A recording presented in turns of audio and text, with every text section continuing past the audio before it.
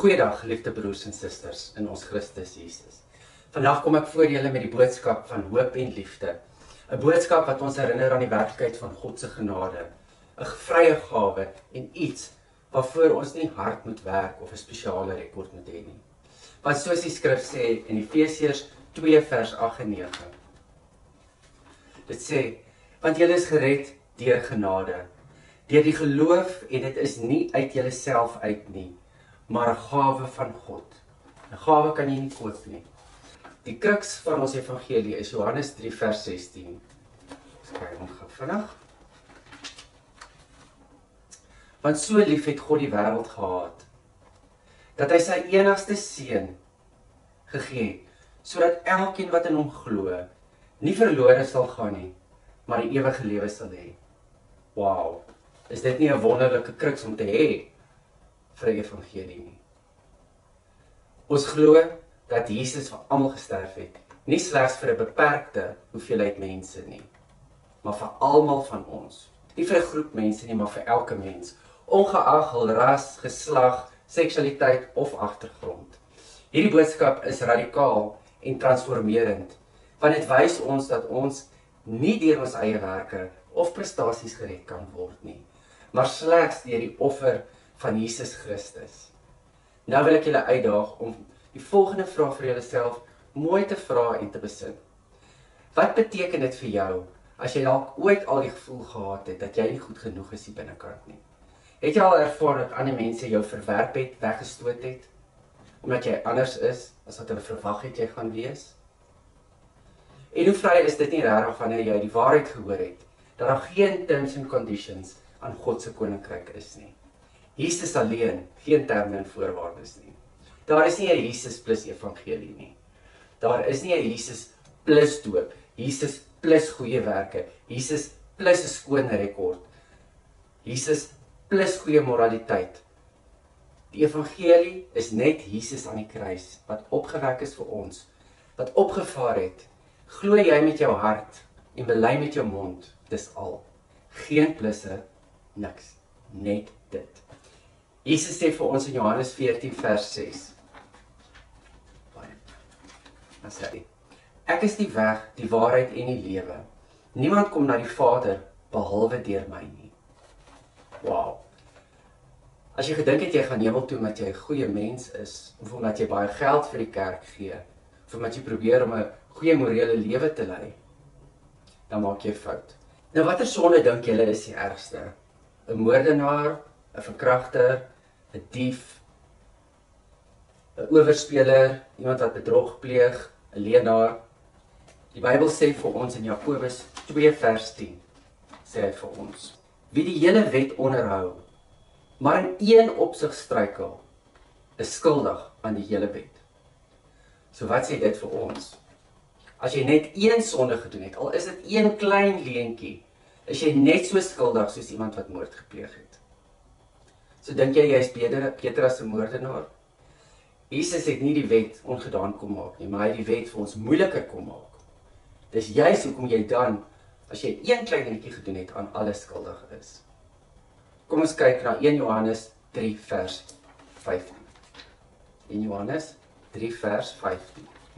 Elkeen wat sy broer of suster haat, is 'n moordenaar. En julle weet dat geen moordenaar die ewige lewe in hom het nie. So wat Johannes hier vir ons sê is, as jy jou broer of suster haat, dan is jy net so goed soos 'n moordenaar. Haat jy dalk jou ex-man, ex-vrou? Haat jy dalk jou ex-baas, jou huidige baas? Haat jy dalk van jou man of vrou se vriende of vriendinne? Haat jy ander rasse? Haat jy mense van ander seksualiteite wat nie aan jou waardes voldoen nie?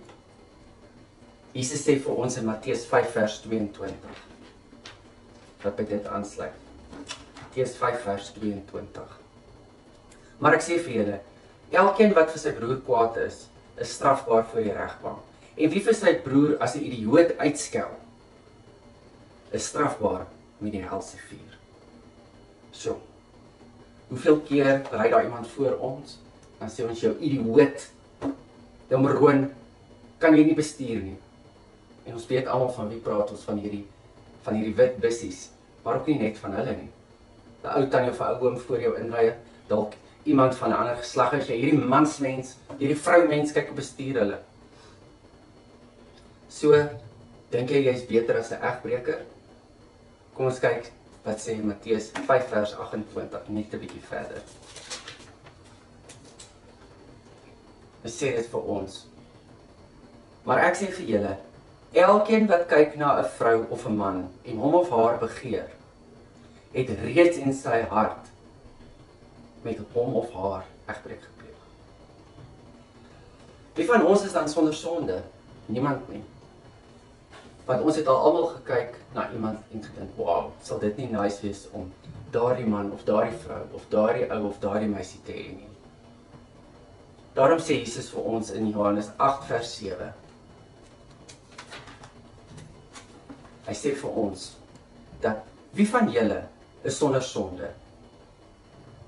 Laat hy die eerste klip gooi. Dit is die Jesus met die vrou gepraat het wat gevang is in oorspel, wat hulle met klippe moes doodgooi volgens die Joodse wet.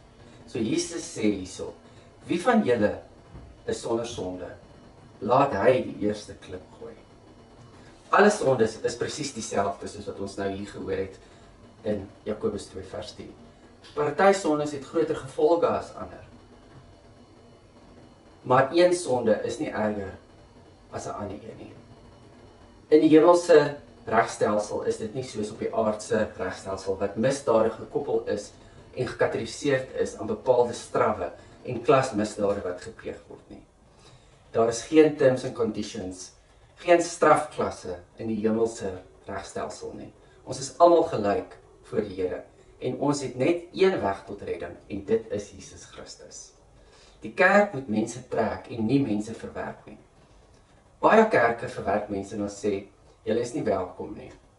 Julle is te ver van God af. Julle kan nie die nagmaal hier kom gebruik nie.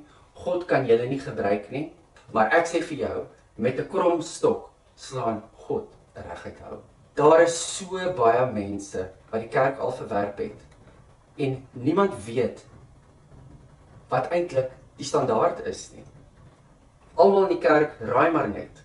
Dink maar net, daai een is erger as ek en ek is beter as daai ene. Selfs tot in die kerkbestuur.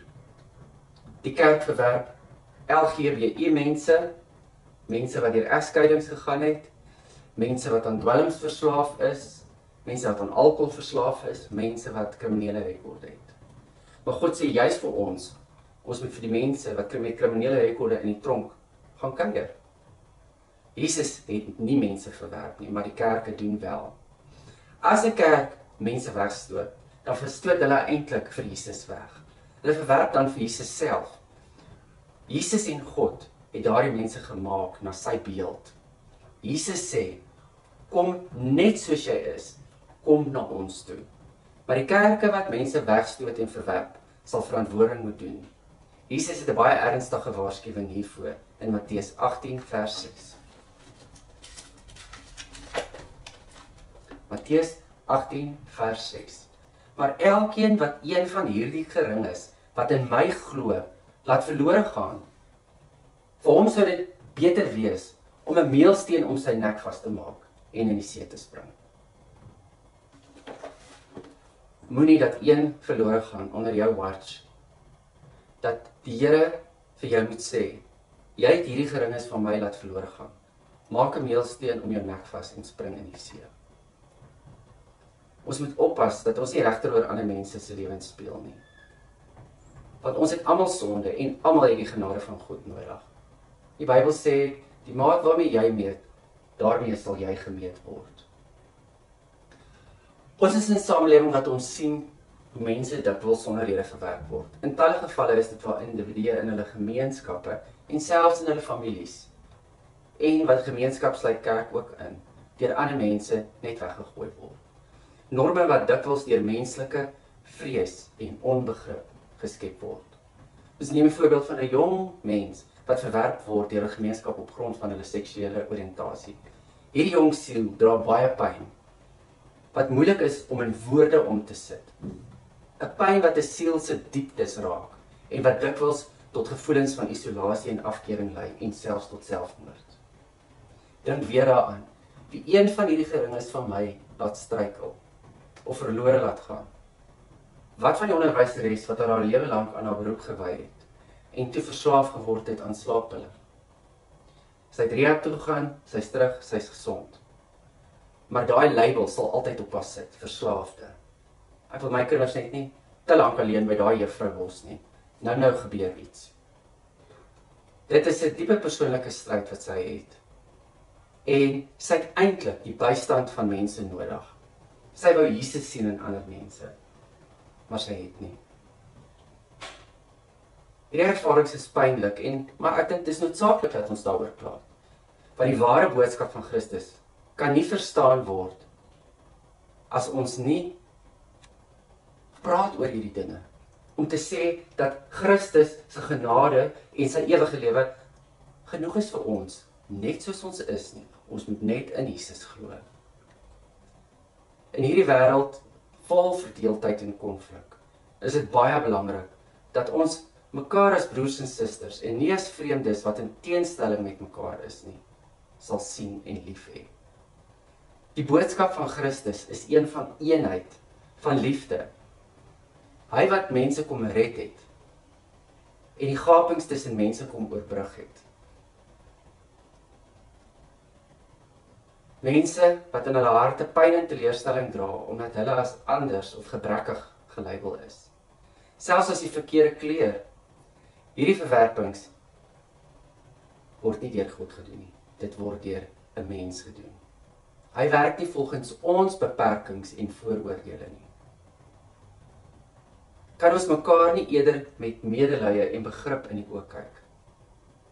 In hierdie wêreld waar alles so hard en onregverdig kan wees, met etikette van onverantwoordelik, anders, gevaarlik, sondaar, krimineel.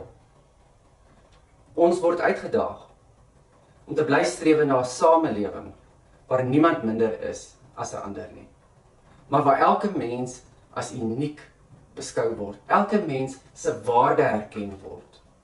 In 'n samelewing wat gebou is net op liefde.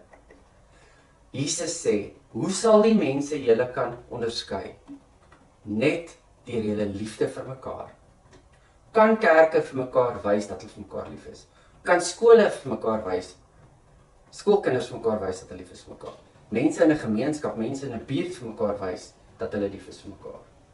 Mense van verskillende politieke partye, maar as Christene vir mekaar wys dat hulle lief is vir mekaar. Die boodskap van Christus sê weer vir ons in Romeine 10 vers 13. Romeine 10 vers 13 sê vir ons, want almal wat die naam van die Here aanroep, sal gered word. En dis al wat ons nodig het.